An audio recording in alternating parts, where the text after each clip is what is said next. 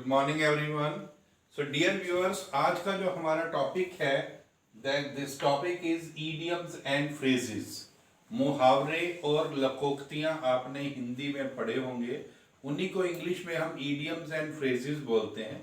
And idioms and phrases are very common in our daily life. हमारी रोज की जिंदगी के अंदर बहुत सारे सेंटेंसेस हम ऐसे बोलते हैं जो ईडियम से निकले हुए हैं या फ्रेजेस से निकले हुए हैं या फ्रेजेस ही यूज किए जाते हैं, राइट। तो आज मैं भी आपके सामने कुछ ईडियम्स की बात ही करने जा रहा हूँ, राइट। ईडियम्स एंड फ्रेजेस की बात पार्ट 1 में, right. And we will have its 5 parts, हमारे करीब 5 पार्ट्स होंगे।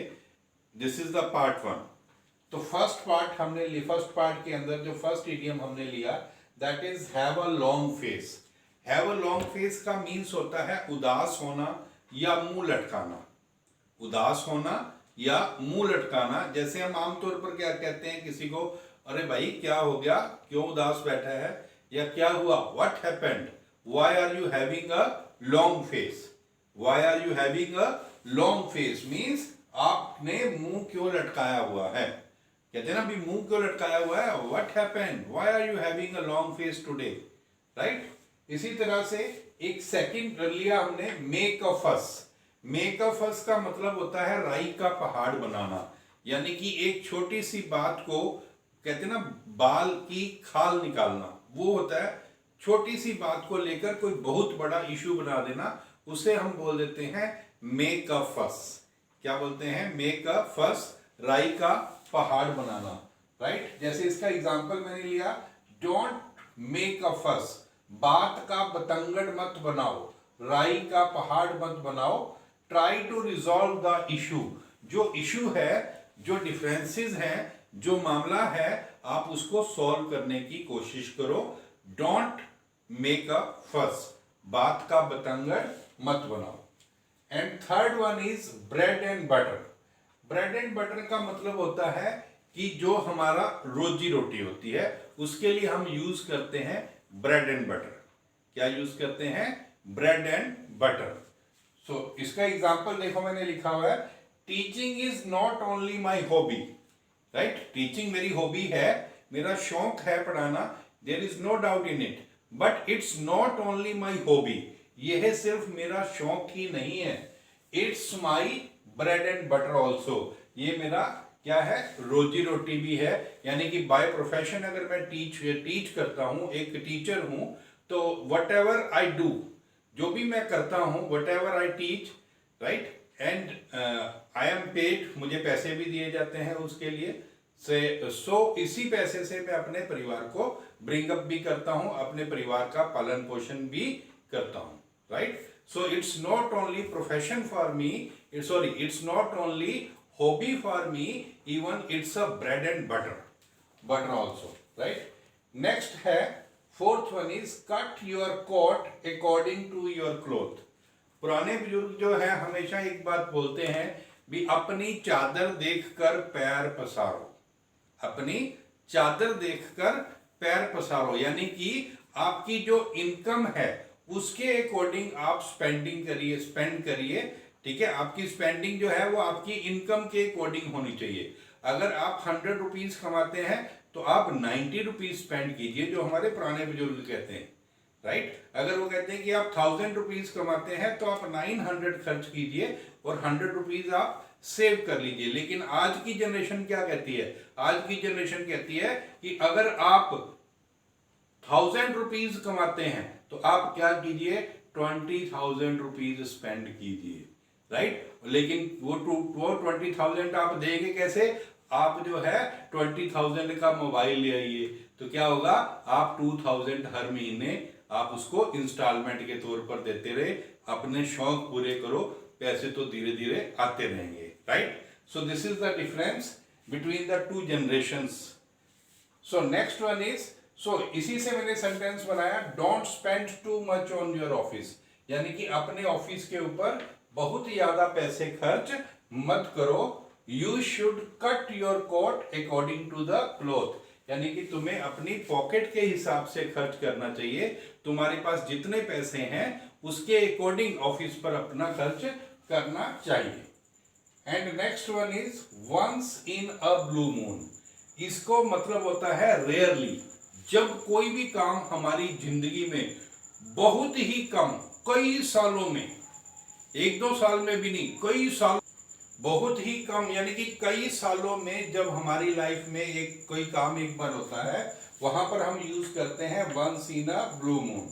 इसका देखिए मैंने एग्जांपल लिया है, वी कांट से दैट, हम ये नहीं कह सकते ही इज अ टीटोटलर, कि वो कोई नशा नहीं करता।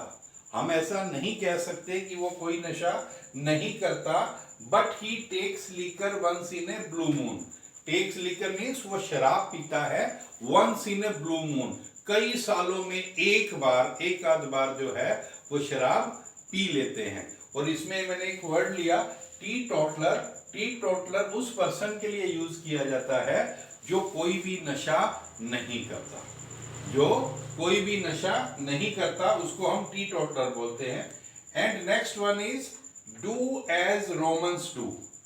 एक्चुअल में ये सेंटेंस कंप्लीट क्या है, व्हेन इन रोम या while in Rome, do as the Romans do. While in Rome, do as Romans do, यानी कि जब आप रोम के अंदर हैं तो आप वैसा ही करिए जैसे रोमवासी करते हैं।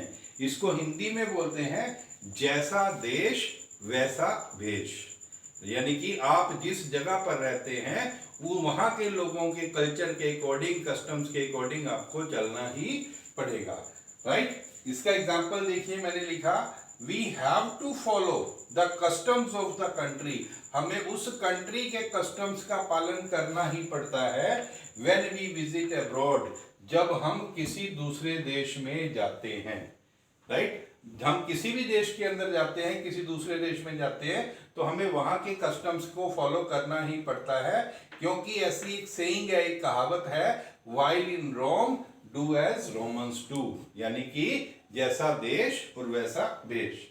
And last one is a blessing in disguise. Blessing means क्या होता है, आशीर्वाद, और डिस्गाइज मीन्स क्या होता है, छुपा हुआ, छुपा हुआ आशीर्वाद, राइट। इसको अगर प्रॉपर सेंस में समझेंगे तो हम ये कह सकते हैं कि something seems to be unlucky और bad at first, right. Starting के अंदर कोई चीज ऐसी होती है जो हमें अनलकी लगती है या बुरी लगती है, but later on it proves so much beneficial. बाद में जो है यही चीज हमें बहुत फायदेमंद लगती है, राइट। फॉर एग्जाम्पल मैंने लिया है यहाँ पर अमिताभ बच्चन जी का एग्जाम्पल लिया मैंने। एक वक्त ऐसा आया था, शायद आप में से बहुत सारे लोगों को मालूम होगा और बहुत सारे लोगों को मालूम नहीं होगा, कि अमिताभ बच्चन जब अपने पीक लेवल पर आ गए थे, बहुत अच्छे सुपरस्टार बन चुके थे वो, तब अमिताभ बच्चन ने एक कारपोरेशन बनाई थी, उसका नाम था ABCL, Amitabh Bachchan corporation limited, right. तो वो दौर जो था that was a very good period for Amitabh का बहुत अच्छा पीरियड था। तो उन्होंने अपना काफी सारा पैसा इसी के अंदर इन्वेस्ट कर दिया, अमिताभ बच्चन कारपोरेशन लिमिटेड के अंदर, ABCL जिसका नाम था। लेकिन उसकी जितनी भी मूवीज उन्होंने बनाई वो धड़ाधड़ एक के बाद एक क्या होती चली गई, फ्लॉप हो गई। और एक टाइम अमिताभ के ऊपर ऐसा आ गया जब इंडस्ट्री में ये कहने लगे कि अब अमिताभ नहीं सर्वाइव कर पाएंगे, अब अमिताभ इस इंडस्ट्री में सरवाइव नहीं कर पाएंगे। उस वक्त अमिताभ को स्टार प्लस ने एक ऑफर दिया था स्मॉल स्क्रीन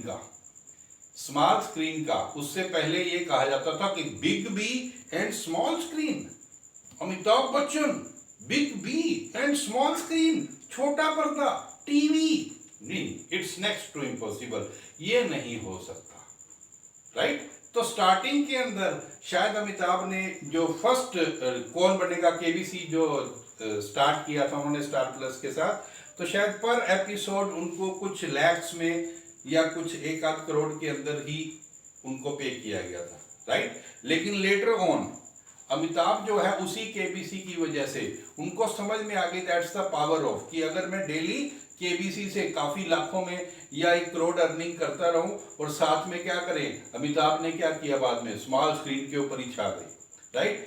अमिताभ ने इमामी क्रीम बेची, अमिताभ ने चॉकलेट बेची, अमिताभ के सामने जो कुछ भी आया वो टीवी पर बेचते चले गए, बेचते चले गए, बेचते चले गए, और दोबारा से वो इस इंडस्ट्री में ना केवल उन्होंने सरवाइव किया, बट कि दोबारा उन्होंने अपने आप को पहले से भी ज्यादा सॉलिड स्टैंड किया, राइट। तो वो जो स्मॉल स्क्रीन थी, small screen proved to be a blessing in disguise, यानी कि वो अमिताभ बच्चन के लिए वो जो स्मॉल स्क्रीन थी वो क्या साबित हुई, वो एक छुपा हुआ आशीर्वाद साबित हुई।